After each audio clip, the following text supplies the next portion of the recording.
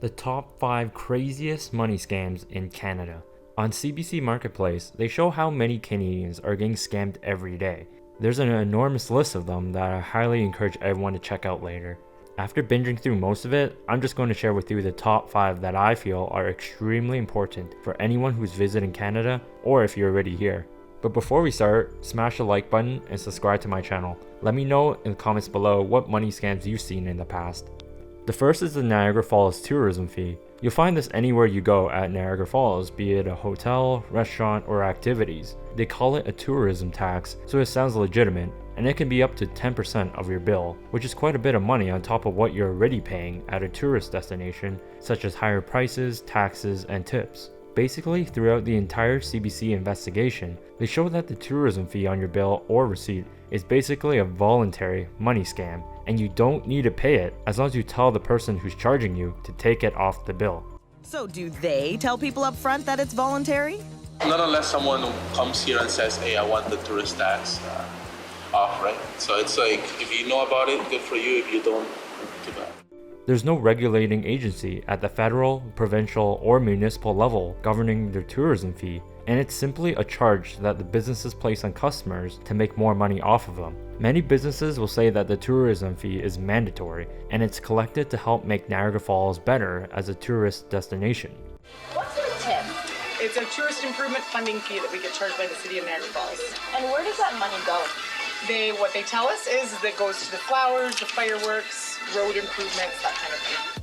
But there's no paper trail of that money ever being transferred to some tourism agency, because there isn't any. That's implying that the businesses is just keeping the extra money that they're charging people. So the next time you or someone you know is going to Niagara Falls, either watch this video or the CBC MarketPlace video. Second on the list is premium gas. Every time we need to enter gas for our cars, gas stations always give us 3 options to choose from regular to the more premium gas, and it could be a 15 to 20 cent per liter difference. That could mean paying up to 25% more in gas money. Most people think that with the premium gas, you're getting either cleaner gas for your car, cleaner gas for the environment, or better performance for your car. Well, CBC MarketPlace did some investigation and tests with the premium gas, and it showed that there was no difference in performance, you didn't get better mileage, and it actually hurt the environment more, since most people drive regular cars, so that means it's not reducing emissions. So to save money and help the environment, just stick with regular gas from now on. Third on the list is farmers market produce.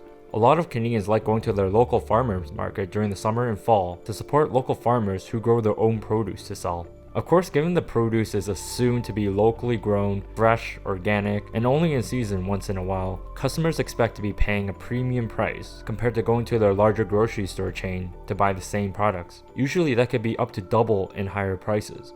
Unfortunately, CBC MarketPlace found that around 70% of farmers markets are just resellers. And what that means is just the vendors are literally selling the same produce that the big grocery stores are selling that are originally bought from greenhouses and wholesalers. But the difference is that these vendors charge at farmer market prices as if the produce was naturally grown in their backyards. The investigation went even as far as going to the farms that the farmer market vendors said that they were growing the produce, and there was nothing there but cornfields. The obvious sign of produce being grown in greenhouses is that they have these produce stickers on them, and the fact that the produce are super big and juicy, which is pretty unlikely if it's naturally grown. Next on the list is car rental insurance. From time to time, you may find yourself needing to rent a car, but what you don't know is that some car rental places can be deceptive and give you misleading information by heightening your insecurities and persuading you to buy additional services that you don't need. For instance, most credit cards nowadays and auto insurance for your own vehicles already cover the collision insurance you need for car rentals. But whenever you go to a car rental store, the representatives might say that they're unsure whether or not your credit card insurance or personal auto insurance covers enough for the car rental, or they might need some physical proof of your insurance coverage. Somebody else wrecked somebody will get in jail. And you're saying my insurance doesn't cover that? It may not go. I'm not too sure. One thing that should, but you throw that's just your 500 Yeah, I drive a smaller car. so I don't think they will cover it. These tactics often cause customers to feel unsure about themselves, then they end up buying the car rentals insurance when they're probably already more than covered for it. The car rentals insurance can easily cost up to $35 per day after taxes. There's also a couple other dirty moves that the CBC investigation shows you, so it's best to check out the video later.